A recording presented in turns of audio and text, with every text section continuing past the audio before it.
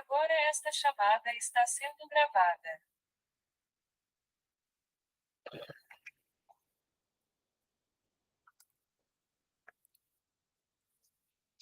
Olá a todos, meu nome é Heloísa e eu tô aqui para falar para vocês um pouquinho sobre traumatismo crânioencefálico. Essa aula foi pensada principalmente na casuística, né? Então, nós temos uma porcentagem importante de pacientes que chegam com essa enfermidade, que precisam de atendimento rápido e eficiente, mas também numa necessidade que eu estou vendo nas rotinas clínicas, de nós revisarmos o básico. Então, nós voltarmos para a fisiopatologia das doenças, para entendermos de que forma nós vamos abordar os nossos pacientes, por mais graves que eles sejam, tá? O foco dessa aula, então, é o diagnóstico ao tratamento. O tratamento de que forma? Na estabilização do paciente nas primeiras 48 horas, que são o período crítico de alta mortalidade de cães e gatos com traumatismo crânioencefálico. Então, vamos lá.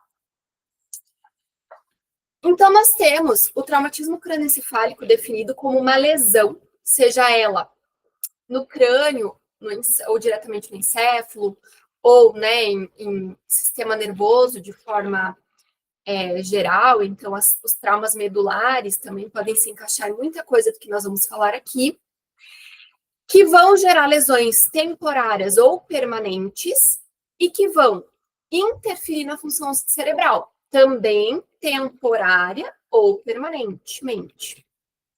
20% dos animais que chegam ao atendimento veterinário com traumatismo crânioencefálico, eles foram de alguma forma, eles sofreram de alguma forma acidentes automobilísticos. Então, a primeira dica, primeiro X da questão importante aqui é que todo paciente que chegue com trauma automobilístico seja considerado trauma crânioencefálico adjuvante. Então, até que se prove o contrário, presta atenção nesse encéfalo, porque num primeiro momento esse paciente pode não ter trauma medular, ele pode não ter trauma crânioencefálico aparente, mas a lesão ela pode acontecer com o passar do tempo, principalmente quando eu tenho exacerbação de edema cerebral e principalmente quando esse processo de inflamação, de produção de óxido nítrico, de perda de células se torna irreversível. Então, o diagnóstico precoce, né, e as profilaxias, não é bem o nome, bem esse nome que a gente deveria usar, mas, né, prever processos são extremamente importantes e são determinantes no prognóstico desse animal. Nós temos aqui também algo que precisa ser discutido e que precisa ser entendido antes de falar de qualquer tipo de lesão, de qualquer tipo de fisiopatologia dessa doença, que é a doutrina de Morrow-Kyle. O que essa doutrina determina? Isso não vale só para o encéfalo, para o crânio. Isso vai valer para qualquer compartimento rígido. Então, sempre que eu tiver um compartimento rígido, que seja preenchido por alguma coisa dentro, eu não tenho para onde expandir. Ou seja, se eu aumento determinado componente, outro vai ter que sair para que o espaço seja ocupado. Não tenho o que fazer, né? Não é que nem um tórax, que eu tenho as musculaturas intercostais que acabam expandindo e relaxando. Uma bexiga, uma vesícula urinária, que ela tem uma complacência, um coração que é complacente. Não, aqui eu tenho um compartimento rígido. Então, o que está dentro vai determinar a pressão que está ali. Então, a pressão intracraniana ela vai ser determinada pela quantidade de encéfalo que tiver ali, pela quantidade de líquor que tiver ali, pela quantidade de sangue que tiver ali. Se eu tiver acúmulo de líquor, como, por exemplo, acontece numa hidrocefalia, sangue vai ter que sair, encéfalo, em algum momento, se ele aumentar tanto assim, essa pressão intracraniana vai herniar, porque não tem para onde correr, tá? A mesma coisa acontece quando eu tenho um tumor, né, ou uma massa encefálica, um cisto, um abscesso, ou quando eu tenho edema, como é o caso do traumatismo crânioencefálico, que vai levar, então, ao aumento da pressão intracraniana, porque essa massa ocupou um lugar a mais, e eu vou ter uma drenagem venosa maior, uma drenagem de líquor maior, para manter a pressão intracraniana adequada para que eu não tenha isquemia cerebral. Quando eu tenho aumento da pressão intracraniana, eu tenho um problema de isquemia, em graus pequenos ou focados ou generalizada. E quanto maior for a exacerbação dessa pressão intracraniana, pior é o prognóstico desse paciente e maior a lesão cerebral que ele vai ter, né? Então, maior a perda neuronal. E é baseado nisso que vai funcionar toda a interpretação de fisiopatologia do traumatismo crânioencefálico e principalmente toda a conduta terapêutica que eu vou tomar a partir de agora. Se eu entendo fisiopatologia do trauma crânioencefálico, eu entendo o que é importante eu manter adequado nesse paciente, ou seja, por que a pressão arterial é tão importante? Por que a minha pressão de perfusão cerebral depende de pressão arterial e de manutenção hemodinâmica? Por que prestar atenção num padrão ventilatório é importante, não só para eu diagnosticar um reflexo de Cushing lá no final, quando o animal está falecendo, mas para eu entender que a hipercapnia também vai interferir na perfusão cerebral. Então, é baseado nisso que toda essa aula vai ser baseada.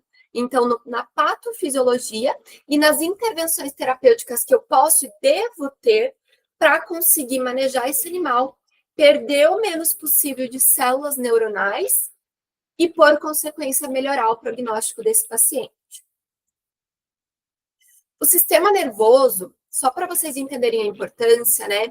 Além dele ser o grande chefe do nosso organismo, então só há vida se há função neurológica, por isso que existe, por exemplo, morte cerebral, né? Então eu posso dizer que um paciente está morto se não tem atividade encefálica, né? Ele consome 15% do nosso débito cardíaco, que é coisa pra caramba, 20% do oxigênio que a gente absorve por hematose, então da minha pressão arterial de oxigênio, e 25% da glicose. E ele representa apenas 2% do meu peso. Então, todo o resto, os 98%, vão ter que lidar com o que sobrou. Porque esse sistema, essas células, elas são dependentes de forma muito maior do que qualquer outro tecido de glicose, de oxigênio e, por consequência, do débito cardíaco, que vai fazer o aporte desse sangue para essas células, né? Como que o oxigênio e a glicose chegam? Por microcirculação, por circulação que ali ocorre, né? Então, manter o débito cardíaco, manter a oxigenação e a ventilação e manter a nutrição por meio da glicose, né, do fornecimento de glicose, dão para mim nutrição, né? Então eu deixo de ter isquemia nesse sistema, nessas células.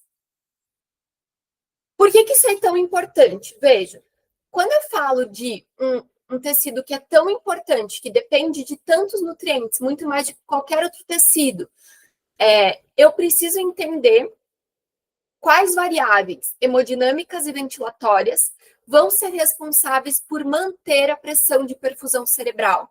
Então, por manter o meu cérebro sendo perfundido e nutrido adequadamente, sem que ocorra morte cerebral. Então, a minha pressão de perfusão, ela vai ser considerada a diferença entre a pressão intracraniana e a pressão arterial média. Por que é importante falar isso? Porque quando eu tenho uma pressão arterial média muito baixa, eu tenho hipoperfusão tecidual lá no meu encéfalo e, por consequência, isquemia cerebral. Quando eu aumento muito a minha pressão intracraniana, também, tá? Então, quando eu tenho um aumento de pressão intracraniana, eu tenho que, de alguma forma, aumentar a pressão arterial para eu tentar suprir essa nutrição. Outra coisa importante é que a vasodilatação e a vasoconstrição dos vasos sanguíneos cerebrais, principalmente da microcirculação cerebral, eles são repletos de baroreceptores que vão estar intimamente relacionadas à quantidade de CO2 que tem no sangue. Então, uma hipercapnia vai levar a vasodilatação cerebral, o que piora o edema, porque eu acumulo, literalmente, eu vou acumular mais sangue, eu vasodilato, vai mais sangue para lá, fica mais sangue represado lá. E esse processo de aumento de sangue piora o edema cerebral. E vai aumentar a pique, vai virar uma bola de neve. Eu tenho mais lesão cerebral, eu tenho mais resposta inflamatória, eu tenho mais perda de glutamato para fim da pré-sináptica, eu tenho mais mediadores inflamatórios, mais edema, e vira uma bola de neve que vai levar, né, a uma perfusão, uma hipoxemia cerebral muito mais avançada. E quanto mais isquemia eu tiver, pior é o prognóstico. Então, o que eu vou ter que prestar muita atenção aqui? É que após a lesão primária, né? Então, após eu ter uma lesão, eu já tenho um dano acontecendo. Eu não posso prejudicar as células adjacentes. E é com elas que eu tenho que me preocupar, certo? Então, normocapnia, pressão arterial, oxigenação vão ser os pilares do nosso tratamento desse paciente. E, obviamente, tudo que gira em torno desse paciente para manter esses parâmetros adequados. Né? Se eu precisar usar um inotrópico, um cronotrópico, um vasoconstritor, se eu precisar sedar esse paciente, eu vou ter que fazer para otimizar tecido nervoso, ou seja, para que o meu sistema nervoso não ocorra isquemia, não ocorra hipoxemia, e para que eu perca o mínimo de células possível. Perder, eu já perdi, eu já tive um trauma. Mas o mínimo de células possível a partir do trauma, a partir do que eu já não tenho mais salvação. Então, o que é a lesão primária? A lesão primária é o golpe, é o chute, é o carro que passou por cima, é o animal que caiu de cabeça, é a marretada, enfim, não importa.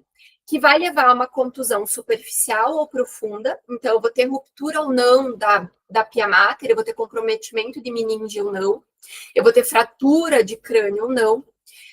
Vai ser a lesão de cisalhamento. Cisalhamento é quando ocorre aceleração e desaceleração, que vai acontecer um monte de petec, um monte de hemorragia multifocal em todo o meu sistema nervoso, né? Então, essa lesão primária, quanto maior for o grau dela, ou seja, quanto maior for a lesão, pior é o prognóstico. Então, é óbvio, né? Se eu tiver ali uma marretada, um encéfalo exposto, líquido cefalorraquidiano vazando, é pior do que aquele paciente que chega consciente e que não tem nenhuma lesão, nenhuma alteração neurológica aparente. Né? Então, o prognóstico está intimamente ligado à lesão primária. A lesão primária, esqueçam, ela já aconteceu, eu não tenho o que fazer com ela, mas eu tenho que lidar com as consequências dela. Então, a partir daqui, eu vou abordar as lesões secundárias. Quando ocorre uma lesão primária, eu vou ter um processo como qualquer outro tecido do corpo. Quando eu me corto, o que é a primeira coisa que vai acontecer? Iniciar coagulação, iniciar a cicatrização. Então, aumenta a microcirculação, vasodilatação local, manda a célula para lá, um monte de mediador inflamatório, um monte de macrófago. Então, no sistema nervoso, é isso que acontece também. Então, eu tenho respostas de estresse oxidativo, de inflamação, de excitoxicidade, então eu tenho ruptura de neurônio, eu tenho perda de glutamato para a fenda pré-sináptica, que vai levar, né, acúmulo de cálcio intracelular, de sódio intracelular e mais edema. Eu tenho morte celular associada ao edema cerebral crônico e principalmente a produção de óxido nítrico por inflamação exacerbada. Então, é com isso que eu tenho que lidar. Então, lesões que vão me levar a ter a inflamação exacerbada e que, por consequência, vão me levar a maior morte cerebral. E é nisso que eu vou trabalhar de forma terapêutica. Como frear, né? Ou seja, como minimizar a expansão e a exacerbação das lesões secundárias após uma lesão primária que já aconteceu. Então, basicamente, o que eu vou ter vai ser isquemia, né? Sangramentos e hematomas, redução do fluxo sanguíneo cerebral, né? Por inflamação, por mediadores inflamatórios, né? Perdão, aumento de fluxo sanguíneo cerebral, ocasionado pela inflamação, né? Lembram lá dos pilares da inflamação? Uma das coisas que acontece vai ser aumentar a microcirculação, né? Destruir ali, inclusive, um pouco do endotélio, para que o meu interstício seja mais perfundido, e a formação de edema. A partir do momento que eu formo edema, eu vou entrar numa cascata de destruição celular. E aí que mora o perigo, né? Porque aí eu tenho aumento da pressão intracraniana, posterior a isso eu entro em reflexo de Cushing, que é uma das últimas alternativas fisiológicas, patofisiológicas, de tentar conter a pressão intracraniana e o dano cerebral, e eu começo a ter morte cerebral. Morte celular, né, que posteriormente vai levar à morte cerebral por conta da perda massiva de neurônios. O edema cerebral, ele vai acontecer de duas formas, tá? A principal delas, no edema ocasionado por TCE, é o edema citotóxico. E ele ocorre de que forma? Quando ocorre ruptura dos neurônios, então eu tenho uma lesão ali, eu começo a ter isquemia naquela região.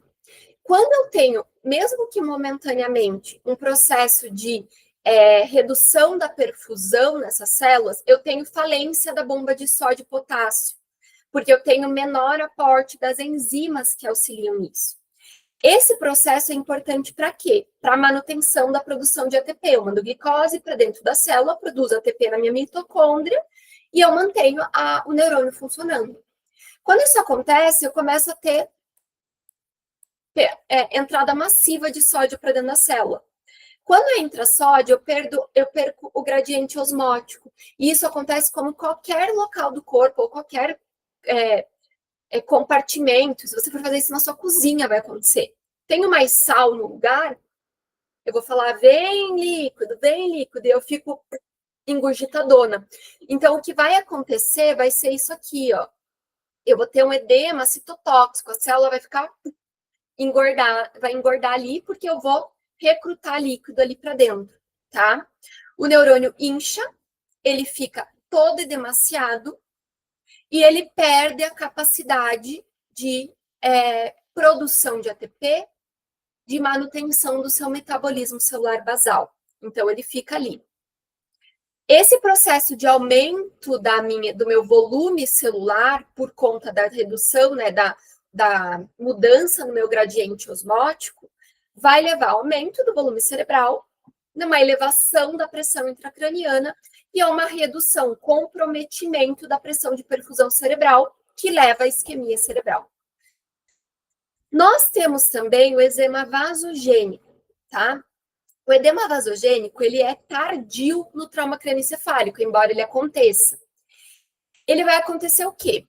Como eu vou ter uma célula ali que está inflamada, está engurgitada, eu vou começar a mandar mediador inflamatório, romper célula, mandar toda aquela porcaria ali para a periferia, interleucina, prostaglandinas, cálcio, e vai acontecer uma salada ali, vamos fazer acidose renal, acidose intracelular, vira uma salada, eu começo a produzir ácido lático porque não chega oxigênio. Então, todo esse processo vai produzir um monte de porcaria. E como em qualquer inflamação exacerbada, isso ocorre na sepse, eu vou começar a destruir o local. E o primeiro que vai para o pau é a barreira hematoencefálica, tão importante para a manutenção da minha perfusão cerebral e principalmente da minha inocuidade encefálica. Em que sentido? No sentido de o sistema nervoso ser um local isolado, protegido, né? A partir do momento que eu tenho aqui, ocorre extravasamento de proteína plasmática para o interstício, a pressão oncótica do interstício fica aumentada, o líquido migra do espaço intracelular para o extracelular, isso vira uma salada e eu começo a ter aumento intracraniano também por causa desse edema. Então, eu tenho duas variáveis aqui aumentando o meu edema cerebral, aumentando a minha pressão intracraniana, por consequência, causando isquemia cerebral e, por consequência, causando perda neuronal massiva, né? Ele não é tão importante quanto o citotóxico no TCE, mas o edema vasogênico, lembra quando você tiver um paciente com neoencefálica ou um paciente com meningite, né? Então, esse edema vai ser importante. Esse edema é o edema que responde moderadamente, não muito bem, mas que responde ao corticoide. O citotóxico, não. Então, no trauma crânioencefálico, não há indicação terapêutica de uso de corticoides. No vasogênico, já tem alguma indicação. Ah, professora, mas no TCE eu tenho os dois tipos de edema. tudo bem, mas o predominante é o citotóxico e o vasogênico ele é muito tardio. Então, no TCE é categoricamente contraindicado o uso de corticoides e eu vou te explicar o porquê já já. Então, eu tenho atividema. A partir do momento que eu tive edema, eu começo a ter aumento da pressão intracraniana, simplesmente porque a minha doutrina de Morrow-Kyle acontece. Eu aumentei o tecido ali. O que vai acontecer? Reduz a minha pressão de perfusão, que aumenta a isquemia cerebral. A isquemia leva a metabolismo anaeróbio. Então, eu começo a produzir ácido lático, começo a fazer acidose intracelular, isso aumenta edema. Então, aqui nesse momento, eu começo a entrar num ciclo vicioso de morte neuronal. E o foco do meu tratamento vai ser manter a pressão de perfusão cerebral. Como que eu posso fazer isso agora? Eu vou aumentar a minha pressão arterial média. Então, o foco aqui, porque na veterinária a gente não faz muita trepanação, muita craniotomia de emergência. Isso ainda é um dos nossos calcanhares de Aquiles, diferente do que é feito na medicina, né? Então, nós temos que usar medidas terapêuticas, medicamentosas, farmacológicas, perdão, ou não, de controle da pressão intracraniana e de manutenção da pressão arterial média, tá? O foco da pressão arterial média em cães vai ser 80 e em gatos vai ser 70 milímetros de mercúrio. Então, um pouquinho a mais do que a gente está acostumado quando a gente fala de um paciente que não tem lesão encefálica, que é os 60 milímetros de mercúrio. Uma coisa importante também de falar aqui é que a gente fica com muito medo de usar vasopressor, né? Então, nós temos ainda um pé atrás muito grande de ficar fazendo fluido, de lançar mão de outros artifícios para tentar aumentar a pressão arterial média. Esquece, aqui muito mais importante do que poupar vasoconstritor é aumentar a pressão arterial. Então, se precisar precocemente, entra com noradrenalina ou com vasopressina para te ajudar a manter, né, a manter a hemodinâmica desse paciente durante, né, principalmente durante as primeiras 48 horas. Então, beleza, eu tive o edema, começou ali, tive a lesão primária me levou um edema citotóxico, principalmente, início de edema vasogênico, e o que vai acontecer?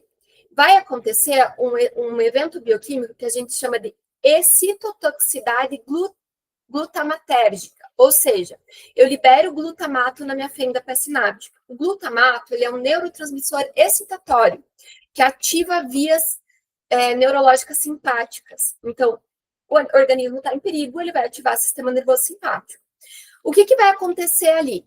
Ele vai, de uma forma geral, mandar cálcio para dentro das células, na tentativa de manter a funcionalidade desses neurônios. E esse cálcio exacerbado dentro da célula vai levar a estresse oxidativo e a disfunção mitocondrial. Então, eu tenho dois eventos bioquímicos bem importantes acontecendo aqui. Eu acumulo glutamato na fenda pré-sináptica, o cálcio entra de forma exacerbada na célula, a minha célula já está com a pressão oncótica totalmente ruim, então entrar mais esse eletrólito ferra com tudo, mais edema, né? Vai levar a estresse oxidativo, ou seja, eu tenho falta de oxigênio, eu tenho produção de ácido lático, eu tenho falha mitocondrial. A função principal das mitocôndrias são produzir ATP, sobretudo nesse sistema, porque o sistema nervoso ele produz sua própria energia, então ele depende de glicose e de oxigênio constantemente. Qualquer falha no aporte de qualquer um desses nutrientes vai levar a uma falha importantíssima na produção de ATP. Não produziu ATP, o que acontece? Morte celular. Além disso, o estresse oxidativo vai levar à liberação massiva de radicais livres. Então, eu tenho envelhecimento, apoptose e morte celular. E isso leva a maior inflamação neurogênica. Com a inflamação neurogênica ativada, tá? Não que ela não tenha sido ativada antes, ela já está em processo, né, de ativação.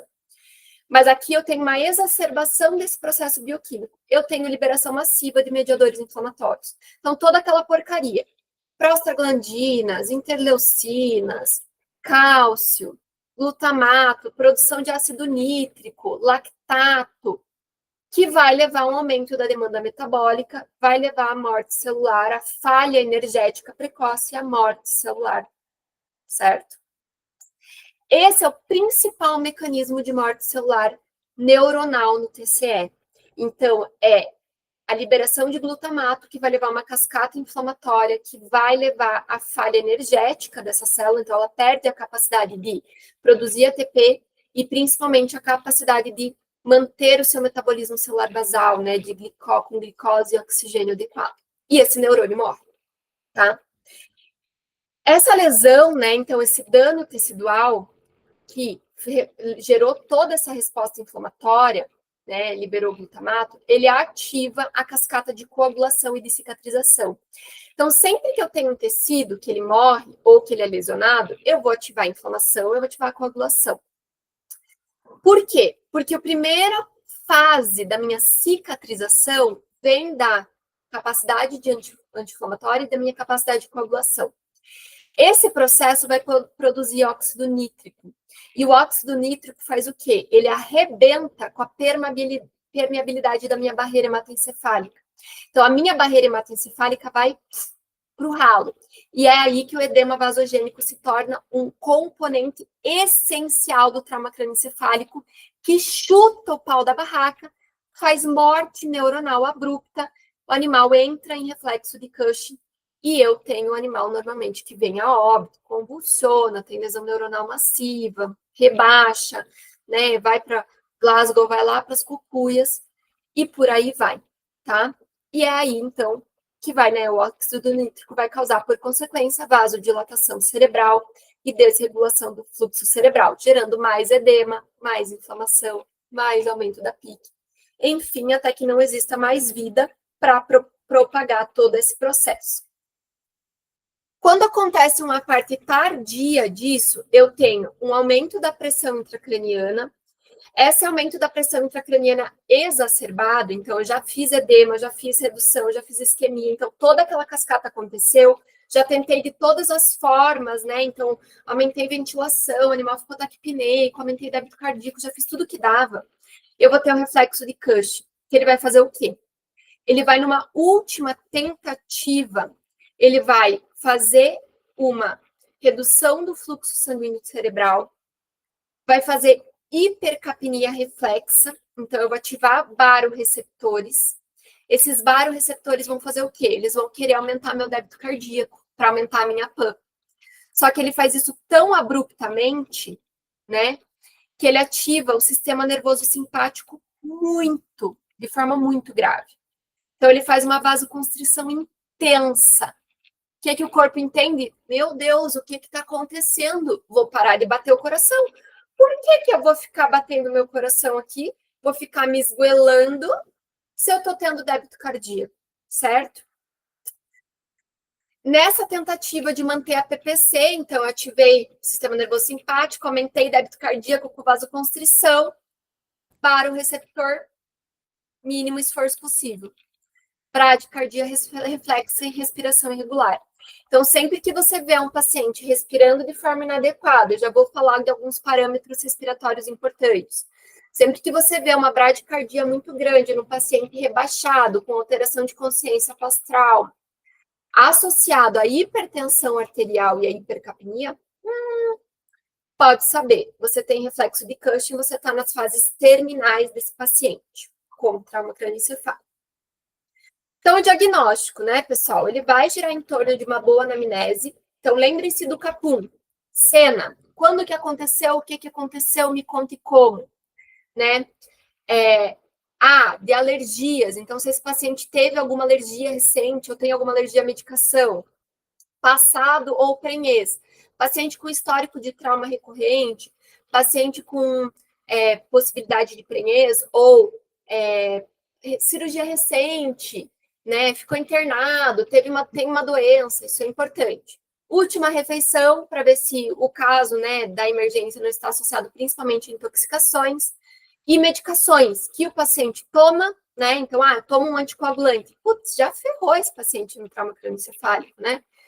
Mas principalmente se o tutor deu, né? Tem tutor que, antes de fazer qualquer coisa, mas eu dei um paracetamol, eu dei um buprofeno, eu dei um diclofenaco. Pode agravar todo o caso e a gente precisa saber, né? A causa do trauma, então, lembra do trauma automobilístico, que ele é uma das causas maiores, cerca de 20% dos pacientes com trauma crânioencefálico. O estado mental logo após o ocorrido. Então, perguntar se o paciente correu, deambulou, desmaiou, se ele veio consciente no carro, se flutuou consciência, se ele teve convulsão ou vômitos em jatos, é importante pensando em aumento abrupto da pressão intracraniana, e se a forma que ele andou após o trauma, como que foi, né? Se ele deambulou e caiu, se ele andou com marcha normal, se ele teve alteração de marcha, também são sinais de que o trauma crânioencefálico pode ter ocorrido e pode, de alguma forma, estar sendo, né, se tornando um problema para aquele paciente. No exame físico, nós vamos avaliar a escala de coma de Glasgow modificada, mas uma das formas rápidas da gente avaliar a escala de coma é perguntar, né? Olhar para esse paciente, pensar, ele está alerta? Se ele está alerta, Glasgow está acima de 15, o prognóstico é bom. Se ele responde somente a voz, então ele está rebaixado, mas se você fala com ele, ele levanta, com consciente te responde. Eu tenho um Glasgow acima de 13, então ainda é um prognóstico bom. Se ele só responde a dor, então você pode fazer estímulo sonoro, você pode, né, enfim, chamar, não acontece nada, mas quando você pinça o dedo dele, ele responde. Eu tenho um Glasgow de 8 a 12, né, que já é um prognóstico reservado. E se eu tenho uma inconsciência, então não responde nem a dor, eu tenho um Glasgow abaixo de 8, próximo, né, ali a 5, que vai me representar um prognóstico ruim, alta mortalidade, risco iminente à vida, tá? Outra coisa importante do exame físico é que nós vamos avaliar esse paciente de forma global. Então, nervos cranianos, marcha, consciência, dor, tudo. Eu vou avaliar tudo nesse animal, tá? Eu tenho que preservar coluna vertebral e crânio, tá? Eu tenho que reduzir o estresse. Então, se esse paciente está muito estressado, se esse paciente está agitado, tenta acalmar ele primeiro, nem que seja por via de medicação, porque o estresse, a agitação, aumentam a pressão intracraniana também. Avaliação completa e minuciosa de parâmetros físicos. Então, lembra do reflexo de Cushing, né? Então, vê frequência cardíaca, vê pressão arterial, tenta avaliar CO2 por meio de uma gasometria ou por meio de uma sondinha nasal, avaliando fração expirada de gás carbônico, né? E a escala de AVPU, que também pode nos ajudar de forma rápida. Eu olho para o paciente, eu tenho essa resposta e eu consigo avaliar prognóstico, pelo menos de forma rápida ali. Avaliação neurológica, nesse momento, lógico que eu não vou ficar fazendo o animal andar e enfim.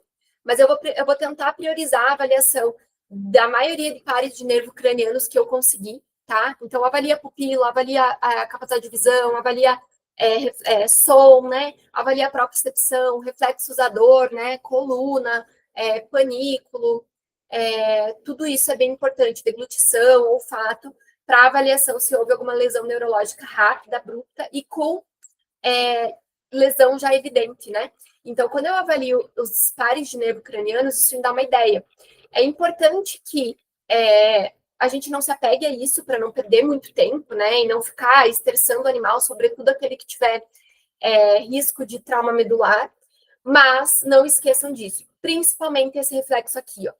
Pupilar. Pupila normal, ela tem resposta bilateral, simultânea, tudo certinho.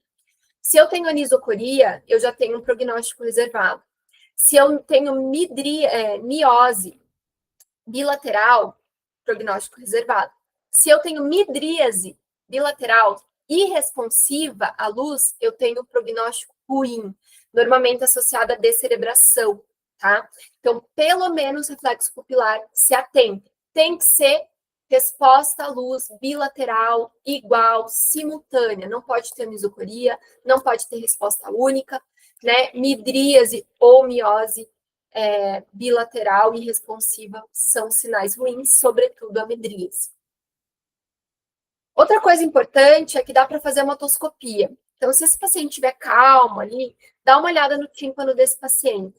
Existe uma comunicação com o osso temporal, com fratura de osso temporal e fratura craniana, do tímpano, do conduto auditivo. Lógico que nós temos variações interraciais bem importantes que podem comprometer, mas não custa fazer uma otoscopia, porque o hemotímpano ele pode estar presente quando eu tenho fratura desses ossos, e eu posso ter, inclusive, extravasamento de líquor. Então, eu posso olhar ali e ter um líquido serosanguinolento saindo tanto dos ouvidos, quanto das narinas, né? E isso pode levar a, principalmente, a eu começar a pensar em fratura craniana e possibilidade, né, de lesão cerebral muito maior do que está aparentando externamente, tá? Então, dá uma olhadinha tanto nas narinas, ver se não tem nenhuma secreção, quanto nos ouvidos. Faz uma otoscopia para ver se não tem nenhum hematoma ali. Opa. Outra coisa que pode acontecer é a hiposfagma, que seria a hemorragia de esclera, tá? Então, pacientes com trauma crânioencefálico podem ter hemorragia concomitante, em função da proximidade e da permeabilidade.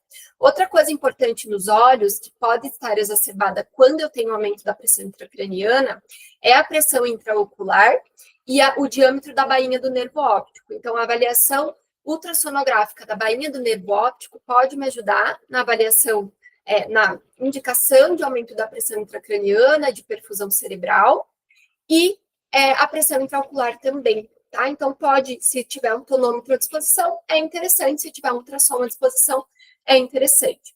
Lembra que, quando eu tenho um ser humano, né, eu tenho uma fontanela bem aberta, eu consigo avaliar a perfusão cerebral pelo fluxo das arteríolas.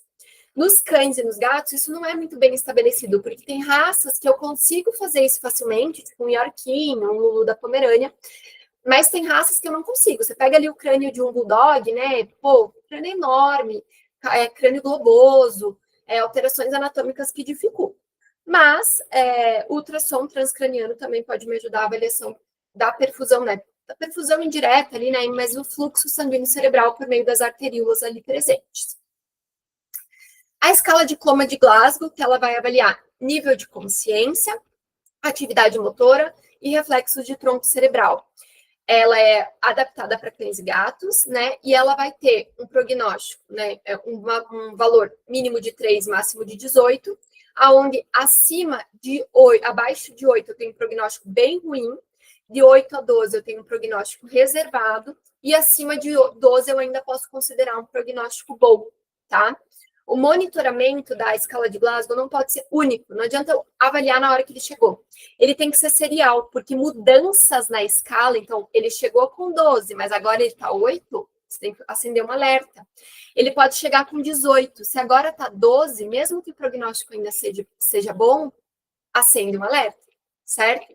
Então, é importante também que a avaliação, não só da escala de Coma de Glasgow, mas a VPU, e do exame físico, pupilas, avaliação de nervos cranianos, ela seja serial. Serial quer dizer o quê? Nas primeiras horas, é a cada 15 minutos. Né? É um paciente de UTI, é um paciente de semi-intensivo, é um paciente que demanda. Ah, mas ele está bem, não aparenta. Mas daqui 5 minutos ele pode estar mal. E ele vai apresentar mudança, né? Então, pô, tá 12 agora de Glasgow, tá bom, mas, pô, daqui a pouco tá 7 e ninguém viu. Né? Então, esse paciente está rebaixando, é importante prestar atenção nisso. Então, ter uma escala lá no seu internamento, grudada, para fazer em todo paciente que chegar politraumatizado. Padrão respiratório. Então, pacientes, eles vão ter alterações de padrões respiratórios, e eu peço para vocês prestarem atenção nesse padrão aqui, ó, que é o padrão apnêustico. O padrão apnêustico, ele é quando o animal ele tem uma inspiração bem profunda, uma expiração lenta e um período de apneia longo. Então, ele vai ter ali, às vezes, 2 respirações bem profundas e depois ele fica um tempo sem respirar. Isso me indica a lesão de tronco cerebral, que é a lesão, né, de tronco encefálico inferior que acontece quando eu tenho herniação cerebral. Então, tomem cuidado. No reflexo de Cushing, né, é comum que eu tenha esse tipo de respiração, tá? As outras respirações podem estar aparentes, né? Então, a hiperventilação central neurogênica, a hiperventilação alveolar central, né? Os chain strokes, né? Que é períodos de hiperventilação seguidos de período de pausas. Mas a que mais me preocupa é a respiração apnêustica, porque normalmente é quando eu já estou no final. Eu já tenho morte neuronal abrupta, eu já tenho pressão intracraniana exacerbada, e esse paciente está tendo a falência respiratória de concomitante. Então, obviamente, ele vai vir a óbito nos próximos momentos. Alterações posturais. Então, nós temos 2 tipos de alterações de opstótono, né? Então, eu tenho descerebradas, que é a mais grave, que é quando eu tenho pescoço esticado e membros, 4 membros rígidos, tá? Então, normalmente eu tenho um estado comatoso, alteração de consciência, totalmente deprimido, e é o pior prognóstico, tá? Eu tenho também as descerebeladas, onde eu tenho uma flacidez de membros pélvicos e uma espasticidade de membros torácicos. Nesse momento, eu posso ter manutenção da consciência ou flutuação da consciência. Eu ainda tenho um prognóstico ruim, mas ele é menos pior do que o descerebrado. O descerebrado, normalmente, ele já herniou, já teve uma perda neuronal massiva e o prognóstico realmente é ruim. Ou ele vai ter morte encefálica, ou ele né, enfim, ele vai ficar com uma lesão neurológica muito grave, sem cura e sem reversão. E não confundam com Schiff-Sherrington. Schiff-Sherrington é uma lesão de tronco lombar, né? Essa lesão, eu tenho rigidez de membros torácicos com manutenção da função motora dos membros pélvicos. Então, eu tenho os membros torácicos rígidos, mas os pélvicos, eles agem a dor, eles andam, enfim, se você põe um animal em pé, ele tem marcha. E eu tenho e eu tenho uma flacidez de membros pélvicos com ausência de função motora, porque aqui eu tenho lesão medular. Então, o animal, ele fica com os membros torácicos rígidos, mas com função motora. Então, ele mexe, ele sente dor. E eu tenho os membros pélvicos com ausência de função motora. Isso aqui não é lesão encefálica, isso é lesão de tronco lombar, tóraco lombar, lesão medular, tá? Então, lógico, sempre que tem uma lesão medular, até que se prove o contrário, a gente pode ter uma lesão encefálica, mas ela acaba sendo diferente, né? Quando eu tenho um obstótono, a função dos membros torácicos não permanece. Então, ele não tem,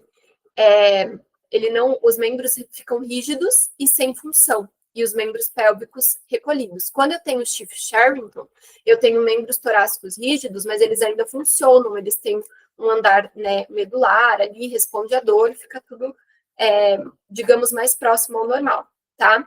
Na descerebelação, então, na lesão cerebelar, eu tenho alteração de consciência. No Schiff-Sherrington, único não. Então, isso também pode diferenciar as duas posições. E como que eu vou controlar a pressão intracraniana, tá? Primeira coisa que a gente tem que entender é que todas as medidas que eu uso são indiretas. Então, eu tenho uma forma de avaliar a pressão intracraniana direta, então através de um catéter transcraniano, mas na medicina veterinária o custo-benefício disso ainda é muito discutido, né, em função tanto do custo, quanto do risco, quanto do treinamento do pessoal para passar, quanto da real necessidade, né, então de eu gastar cartucho com isso. Já na medicina, em paciente de UTI, comumente utilizado. Então, a gente não vai fazer isso, embora a pressão tenha que ser de 5 a 12, no máximo, milímetros de mercúrio, com limite de herniação e de pressão intracraniana exacerbada com hipoperfusão e isquemia cerebral de 20 milímetros de mercúrio. Eu posso utilizar medidas como a pressão intraocular e a bainha do nervo óptico, por meio do ultrassom, como medidas que me indicam o aumento da pressão intracraniana, além da alteração de consciência, avaliação de pares de nervo cranianos, Glasgow, que também podem me indicar, né, que está tendo uma alteração da PIC ali, perdão.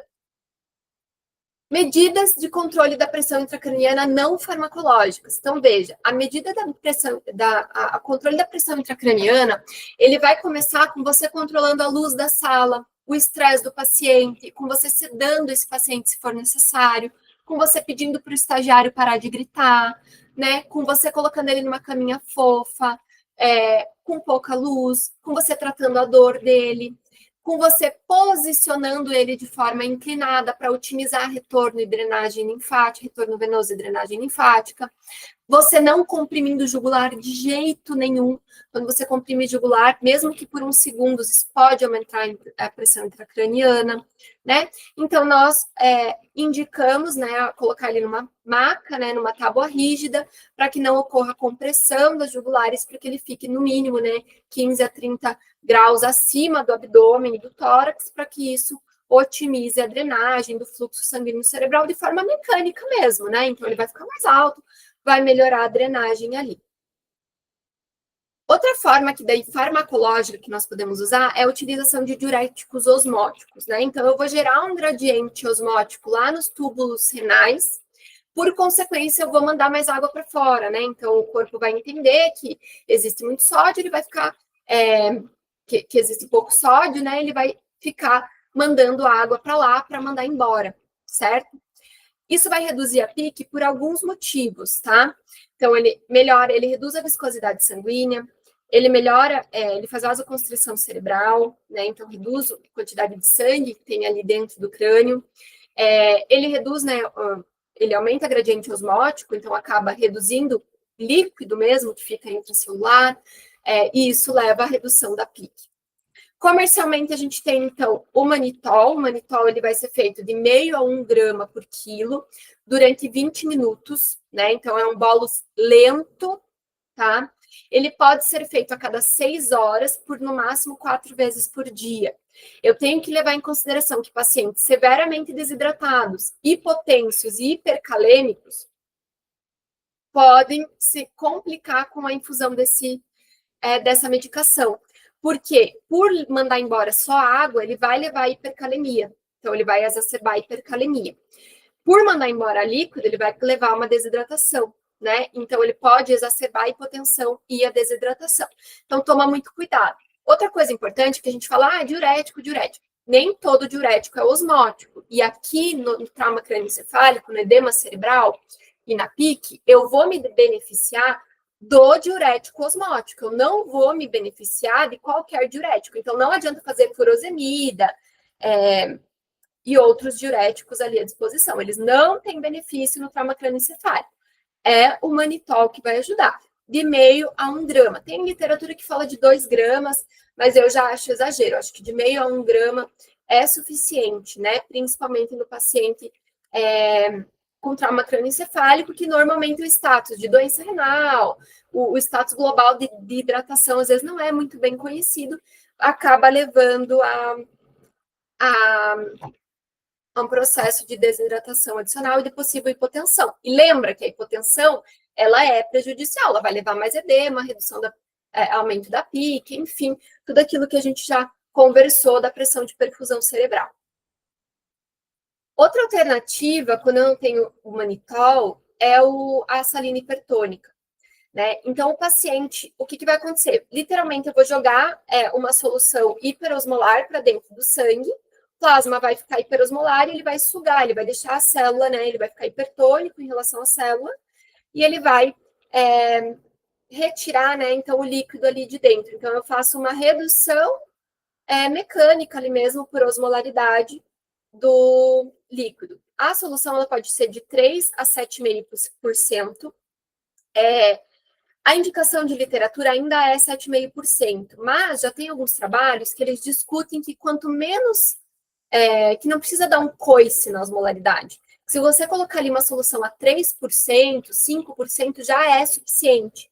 Então, o que eu costumo utilizar é 3 a 5% mesmo. Mas o que a literatura traz é a 7,5% ainda como validada, digamos assim.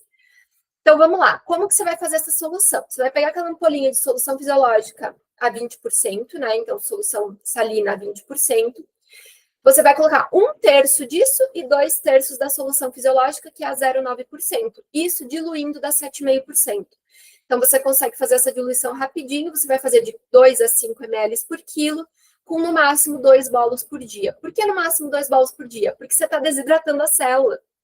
Se você ficar fazendo isso, você vai fazer acidose intracelular, você vai piorar edema, isquemia, enfim, então não adianta, né? Sem contar que é cloreto de sódio, você vai fazer hipernatremia e hipercloremia. Hipercloremia é responsável por acidose metabólica. Acidose metabólica também leva a edema cerebral e a alterações de isquemia cerebral e todo um processo ali que culmina na morte do paciente, então não adianta. Por que eu coloco como alternativa, né? Porque o manitol acaba sendo o nosso diurético de escolha.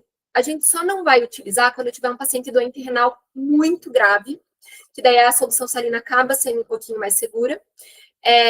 ou quando eu precisar associar os dois, né? Então, eu tenho um edema tão grande, eu não tenho a possibilidade de fazer uma trepanação, abrir aquele crânio, eu vou lançar mão das duas medicações. Mas, primeira escolha é sempre o manitol, né? Faz ele 4 vezes por dia ali, né? A cada 6 horas. E segunda escolha, a solução salina, se tá tudo exacerbado, associe os dois, tá? Só sempre cuidado com a semogaso, cuidado com doença renal ou desidratação, né? Você piorar, acabar piorando a desidratação. Às vezes vale a pena você reidratar esse paciente, fazer manutenção de fluidoterapia, entrar com ringer com lactato antes de fazer um diurético osmótico e a solução salina hipertônica para você não terminar de desidratar esse paciente. Outro pilar importante do nosso tratamento vai ser a oxigenação e a ventilação. Então, começando pela ventilação, quando eu tenho a hipercapnia, o que vai acontecer? Eu aumento o CO2 no sangue, né? Eu vou fazer vasodilatação cerebral, tá? O que vai acontecer? Eu vou acumular sangue no cérebro, tá? Então, para otimizar a perfusão cerebral, o que o corpo entende? Vai faltar oxigênio, tá respirando pouco, né? Lembra que o primeiro mecanismo de defesa do nosso organismo é o CO2, não é o oxigênio. Então, a primeira resposta vai ser a hipercapnia, não vai ser a hipoxemia. Então, nesse primeiro momento, o que o corpo entende? Ele vai fazer uma vasodilatação cerebral para eu mandar sangue para o cérebro e falar assim, aqui não pode faltar oxigênio. Rim que se dane, intestino que se dane, fígado que se dane. Mas lá no cérebro não pode faltar. Então, nesse primeiro momento, é isso que ele vai fazer. Então, ele aumenta o volume sanguíneo. O que vai acontecer? Aumenta edema, aumenta a pressão intracraniana e piora a pressão de perfusão cerebral. A hipocapnia também não é legal, porque ela vai fazer vasoconstrição, né? Então, o corpo entende que está sobrando oxigênio, que ele não precisa perfundir tanto, e eu faço lesões por isquemia, tá? Então, também não é legal. Então, óbvio que, quando eu precisar entubar esse paciente, que ele tiver um padrão respiratório inadequado, vão ter períodos que, para controlar a pressão arterial de CO2, eu vou ter que fazer uma hiperventilação e causar um pouquinho de hipocapnia nesse paciente. Mas nem sempre isso é benéfico. O ideal é manter a pressão arterial de CO2 de 35 a 40, que é um ET-CO2, uma fração expirada de CO2 de mais ou menos 40 a 45 milímetros de mercúrio, tá? Então, foca nisso, não foca em hipocapnia, isso é errado também, você vai fazer lesão por isquemia, tá?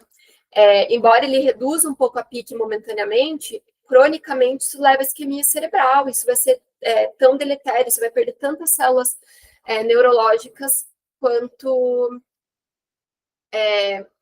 se você tivesse um aumento da pressão intracraniana. Então, foca ali em manter a normocapnia, tá? A hipoxemia também. Então, lembra que o sistema nervoso ele é dependente de oxigenação, né? Ele depende da nutrição de oxigenação. Ele não lida bem com o metabolismo anaeróbio. Ele não é uma célula que foi feita para produzir lactato, né? Ele não lida bem com isso. Então, reduções, mesmo que momentâneas, da pressão arterial de oxigênio, levam à hipóxia cerebral e à falência metabólica muito rápida. Então, eu tenho morte neuronal muito rápida e eu exacerbo a excitotoxicidade. Lembra que a excitotoxicidade faz o quê? Libera glutamato faz toda aquela avacalhação na fenda pré-sináptica, dessensibiliza receptor NMDA e AMP, vai levar à liberação de neurotransmissor simpático, a chamar a resposta inflamatória, produzir ácido nítrico, exacerbar a pressão arterial, né? Detono a minha barreira hematoencefálica, aumenta a minha pressão intracraniana total. Então, o foco aqui, mesmo que eu precise suplementar já de cara, esse paciente vai se manter saturação acima de 95, pressão arterial de oxigênio acima de 80. Glicocorticoides, eu coloco aqui para lembrar que ele não pode ser feito no TCE, em hipótese alguma. Não existe benefício terapêutico, piora o desfecho, aumenta a mortalidade, tá? Então, lembra que em pacientes com edema vasogênico exclusivamente, então paciente com meningite, o paciente com câncer, né, um tumor, uma massa ali, o corticoide talvez ele melhore realmente a pressão intracraniana e ajude, né? Mas no edema citotóxico, não. E ele só piora a situação. Por quê? Porque ele faz hiperglicemia, a hiperglicemia deletéria, porque ele retém sódio e água, então ele faz com que as células fiquem mais engurgitadas, então ele muda a pressão oncótica para engurgitar células, ele piora o edema citotóxico, ele é imunossupressor, atrasa a cicatrização, atrasa a capacidade de regenerar a bainha de mielina, tá? Então, não façam corticoide no TCE. Por muito tempo a gente fez, porque acreditava-se que o quê? Que era um edema, né? Então, assim, para edema a gente faz, né? Porque realmente ele melhora ali momentaneamente. O paciente está com alergia, está com edema de glote. É realmente a medicação de escolha, mas o edema cerebral funciona de forma diferente. A gente aprendeu isso. Sobretudo o edema causado por TCE. Né? Então, no edema vasogênico existe algum benefício, não é nem um milagre. No edema citotóxico não existe nenhum, então é contraindicado, não se faz corticoide nesse paciente. Controle da temperatura e da glicemia é importante também. Quando eu tenho hipertermia, e é comum o paciente com TCE perder a capacidade hipotalâmica de controle térmico, eu aumento muito o consumo de glicose e oxigênio no encéfalo, então eu aumento o metabolismo cerebral. Esse paciente não está perfundindo o cérebro adequadamente. Se você manter ele febril, putz, já era. Então, mantenha ele com a temperatura normal. Existem trabalhos em seres humanos que falam de hipotermia permissiva. Na veterinária não se provou ter nenhum benefício, porque nós não sabemos fazer isso, né? Então, a gente vai fazer hipotermia nesse paciente, a gente vai chutar o pau da barraca lá para 33. A gente não tem um mecanismo adequado de uma câmara, de fazer hipotermia para manter ali entre 35 e 36, para eu reduzir levemente o metabolismo cerebral e poupar neurônios. Eu não consigo fazer isso na veterinária de forma adequada.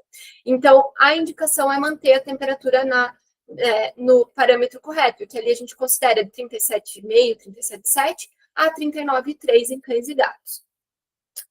A glicemia também é importante, porque a resposta ao trauma, ela é normalmente com hiperglicemia, né?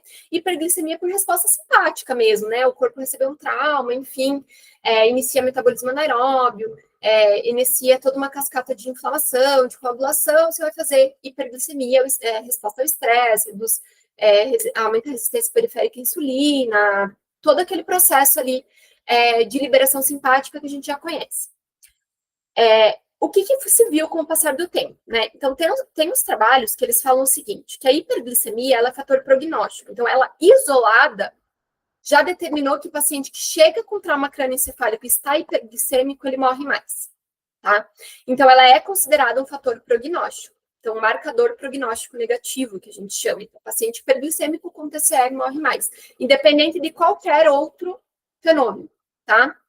Além disso, a hiperglicemia, ela vai ficar mandando glicose para o corpo, né? Então, eu vou ter uma abundância de glicose no cérebro. Só que eu não tenho a capacidade de perfusão de metabolizar tudo isso, porque o oxigênio não se chega na mesma proporção. Então, eu começo a produzir lactato, porque eu preciso quebrar essa glicose. Essa glicose livre, ela não é legal. Ela vai fazer inflamação, ela vai liberar radical livre, ela vai, né, no interstício, ela não é legal. Então, eu vou começar a fazer metabolismo anaeróbio. Eu vou produzir lactato, eu vou produzir corpos cetônicos, né? Então, isso não vai ser legal, vou ter maior perda neuronal associada a isso. Isso quer dizer que eu preciso tratar com insulina? Não. Normalmente, essa hiperglicemia, se você fizer fluidoterapia adequada, melhorar a perfusão, melhorar a diurese, né, acalmar esse paciente, reduzir o estresse, a glicemia retorna aos poucos, tá? Então, toma cuidado com outros parâmetros e só vai usar a insulina se realmente for um caso muito grave, muito exacerbado e muito permanente, tá? Nas primeiras horas de trauma, a gente acaba esperando isso e a gente lida de formas não diretas com o controle dessa glicemia. Convulsões, né? Então, pacientes que vêm com trauma crânioencefálico são frequentemente acometidos com convulsões. A linha de tratamento são os benzodiazepínicos, então, tanto midazolam quanto diazepam, na dose de ataque e infusão contínua. O paciente em TCE, normalmente, ele já está com acesso venoso, então, a via intravenosa é a via de escolha. Mas, digamos que esse paciente chegou convulsionando e está difícil de pegar um acesso. Use as vias intranasais ou a via intrarretal. A via intranasal, ela é a melhor de todas, se a gente for ver em termos de perfusão e absorção e até de proximidade com o encéfalo, né? Então, acaba atingindo o sistema nervoso central muito rápido. O que vai acontecer, pessoal? eu tenho o Bulldog, eu tenho o Pug, eu tenho todos aqueles braquicefálicos que não têm uma narina patente. Então, a gente acaba indo utilizando a via intrarretal como alternativa, mas, se possível, sempre a via intravenosa. Diazepam, midazolam. Midazolam age mais rápido, passa mais rápido. Diazepam demora um pouquinho a mais, nada de importante. Dura um pouquinho mais, né? O efeito ele é mais duradouro, o pico é menor. Os trabalhos mostram que tanto faz, né? Dose é a mesma, inclusive, então, de 0,2 a 0,5 miligramas por quilo, infusão contínua de 0,2 a 0,5 miligramas por quilo por hora, tá? Se a convulsão voltar a acontecer ou for refratária ao benzodiazepínico, já coloca na infusão sem esperar muito, tá? Outra coisa que a gente vem discutindo, que é muito importante, é o uso precoce de anticonvulsivantes de longa duração, né? Então, o fenobarbital e o levetiracetam. O que acontece? Tem alguns trabalhos, eu acho que isso vai entrar logo em diretriz, que eles falam o seguinte: quando eu tenho um paciente com lesão neurológica, esse paciente, ele tende a desenvolver epilepsia ou convulsões nas próximas horas, tende a desenvolver uma epilepsia permanente. Quando eu faço um processo de tratamento precoce, eu reduzo danos, porque toda convulsão ela vai causar algum dano neurológico, mesmo que mínimo, mesmo que inaparente. Então, alguns trabalhos já estão falando chegou com trauma crânioencefálico, mesmo que não teve convulsão, entrar com fenobarbital, né? Entra com dose baixa, 2 miligramas por quilo BID, ou com levetiracetam, 20 miligramas quilo TID, tanto faz, tá? Pacientes com doença hepática grave, doença renal grave, a gente fala para entrar com levetiracetam em vez com fenobarbital. Mas é só isso que muda mesmo, tá? Porque ele tem um efeito neuroprotetor não direto, mas de talvez modular e as crises, então reduzindo tanto o grau, né? Então a severidade dessa crise, quanto a frequência. Então, tem alguns trabalhos, particularmente, eu gosto de fazer esse tratamento profilático por 3 meses, quando eu tenho um trauma crânioencefálico evidente, porque eu acho que melhora a sobrevida, melhora o tratamento. Tá? O desmame ele tem que ser gradual, acompanhado por neurologista, né? E como eu falei, isso ainda está com alguns trabalhos meio embrionários. Embora os resultados sejam promissores, ainda é controverso e fica a gosto, né, do clínico escolher se vai ali, né, lançar mão desse tratamento adicional ou não, tá? O que a gente sabe teve convulsão, entra com benzodiazepínico e entra com fenobarbital. Então, o tratamento de convulsão, se a gente for olhar as diretrizes, né, então o paciente está em status epilético, teve cluster, alguma coisa assim, a gente vai tratar com benzodiazepínico e a gente vai entrar com uso precoce de fenobarbital. Né? Isso melhora o prognóstico, tudo mais. Mas se ele não teve nenhuma convulsão, no TCE já tem se discutido o benefício de entrar com isso precocemente para prevenir lesões futuras associadas a crises epiléticas, crises convulsivas. O manejo da dor e a sedação. Então, esses animais, eles frequentemente precisam de ser sedados, precisam ser tranquilizados. O próprio benzodiazepínico que a gente usa para sedação, ele pode funcionar muito bem para isso. Ele deixa o animal mais calmo, mais alheio ao ambiente, menos responsivo a estímulos visuais e auditivos, né? Então, esse processo, ele ajuda muito. Mas eu posso lançar mão de um butorfanol para sedação, né? De uma infusão contínua de propofol ou de um bolo de propofol. Quando eu falo de tratamento da dor, a gente acaba tendo poucas opções viáveis, tá? Eu tenho a metadona e a morfina, que tem alterações importantes e que eu acabo evitando no trauma crânioencefálico. A morfina, porque ela faz vomitar. O vômito aumenta a pressão intracraniana momentaneamente. Num paciente com TCL, pode herniar nesse momento. Então, a morfina ela acaba sendo contraindicada. Mas a metadona também não é legal. Porque a metadona, ela faz bradicardia e taquipneia. Num paciente que tem trauma crânioencefálico, será que é legal ficar fazendo taquipneia? Mesmo que, a hipocapnia é super legal, mas é lesão de isquemia, né? Então, toma cuidado. Outra coisa, bradicardia, se ele tiver com reflexo de Cushing, você vai terminar de ativar tônus vagal? Fazer esse paciente ter uma parada ou um bloqueio atrioventricular, alguma coisa assim? Então, também não é bacana, né? Então, eu acabo lançando mão do butorfanol, da buprenorfina, se for dor severa, da metadona, ou a opção que eu mais gosto, que seria o fentanil, bolos seguidos de infusão, porque ele ajuda, inclusive, na tranquilização. Só presta atenção numa coisa. Fentanil faz depressão respiratória importante, principalmente em longos períodos de infusão e doses mais altas. Então, esse é o paciente que às vezes precisa ser entubado e ventilado, né? Então, toma tanto com o propofol quanto com o fentanil, porque a gente não pode correr o risco de fazer hipercapnia nesse animal. A hipocapnia é ruim? É, mas a hipercapnia exacerba toda a pressão intracraniana, leva esse paciente à síndrome de Cushing mais rápido. Ao reflexo de Cushing. Exames auxiliares. Então, não é o paciente que chega com trauma crânioencefálico que a primeira coisa que você vai fazer é coletar o hemograma, né? Então, o que você precisa? Se tiver hemogasometria arterial, é o melhor exame para você ter de monitoração, mas glicemia, lactato, hematócrito e proteína são essenciais. Então, monitora isso para avaliar a perda de sangue, para avaliar se é um animal anêmico, se é um animal, às vezes, com possibilidade, né, de sangramento, com perda evidente de sangue. Tomografia e ressonância magnética, nós, na veterinária, não temos de prontidão em todos os locais. A tomografia já se popularizou muito, mas no plantão, na emergência, para passar esse paciente ali rapidinho para ver lesão cerebral, ainda não é como é feito na medicina. Tão pouco ressonância magnética. Então, sim, seria interessante, mas não é a nossa realidade, né? Então, nós trabalhamos com o que a gente tem.